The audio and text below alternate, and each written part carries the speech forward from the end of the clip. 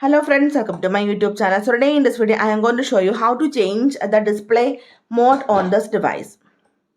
For this, simply go to settings and scroll down. Here you can see the option accessibility. Tap on this one. Tap on vision enhancement. Here you can see the first option, display mode. Here you can see three modes: default, high contrast, enlarged display.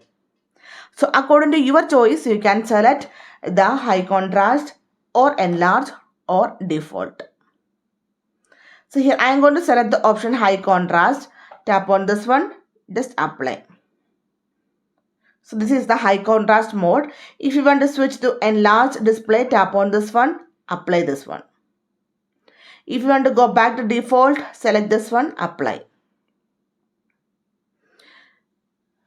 Okay, so simply in this way we can change the Samsung display mode easily on this device. So hope you guys enjoy this video. Thank you for watching. Thank you. Bye bye.